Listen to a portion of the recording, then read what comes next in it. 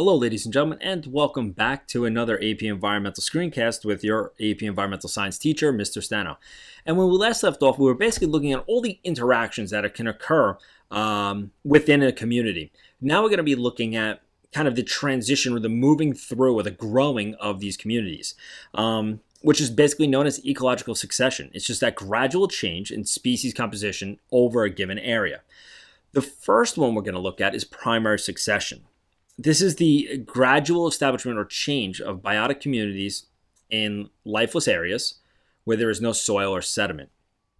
So we see this in like when new islands form, such as like Hawaiian Islands or those island arcs, very similar like that, where they have this magma comes up and hardens, and then over time is going to weather, and then you're going to see a number of organisms coming in, mosses and lichens that slowly can take root or basically live on top of those, building up sediment over time to allow newer species to come on in. So primary succession is basically in an area where it's completely devoid of any sort of soil or sediment. We see this also when glaciers come through an area. Whatever is there is completely wiped out. The glacier recedes, and now it may be either barren bedrock there, or it could possibly even be just really no chance for anything to live. And then over time, you'll see the succession coming through. So we have to be careful with primary succession. It's really looking at its lifeless areas. Absolutely nothing there. No real nutrients or sediments there for something to grow on. Versus secondary succession. Here, it could be like a fire comes through an area. So the soil is still intact. The nutrients are actually been added back into it. And then what will happen is a series of new species will come on in, or a series of populations will come on in and eventually grow and develop into an area. So you have to be careful. It's really looking at that underlying ground to see what's happening. So primary succession basically begins with an essentially lifeless area or no soil in a terrestrial ecosystem. And we can see here on this that we're looking at exposed rocks. And usually the first organisms to come in are lichens and mosses. They'll move on in. They can kind of hang out right on top, very extremely shallow vascular systems that will be able to adhere to those surfaces.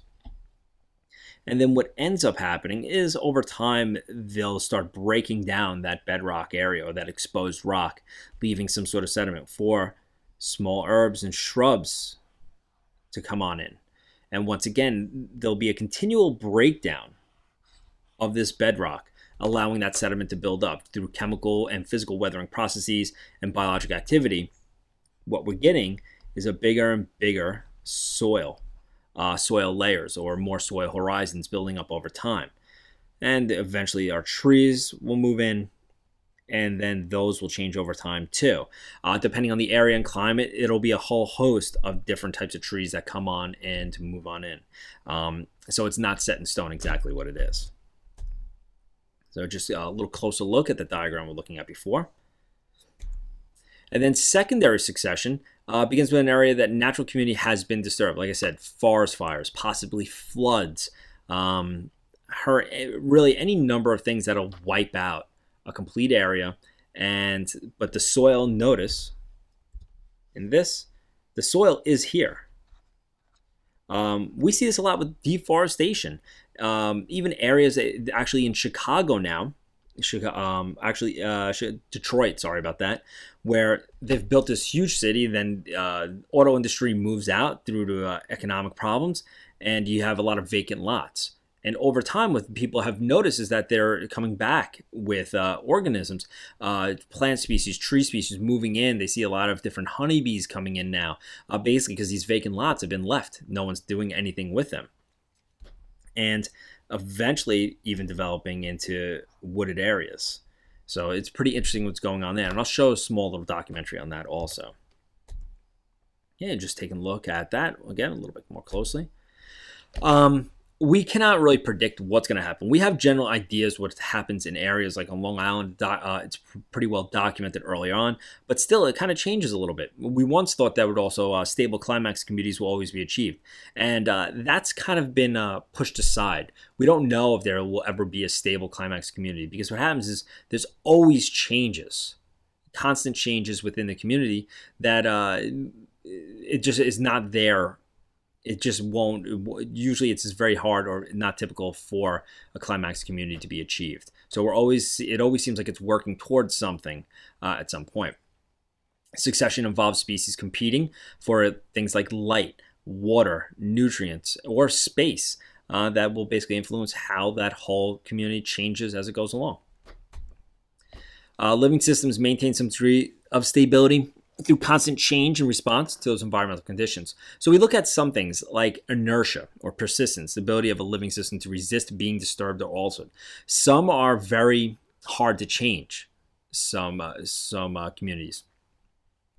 Constancy, the ability of a living system to keep its numbers within limits imposed by available resources.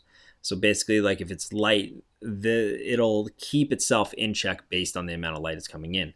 Or resilience, basically that ability of a living system to bounce back and repair damage after a disturbance, if the disturbance is not too extreme or too drastic.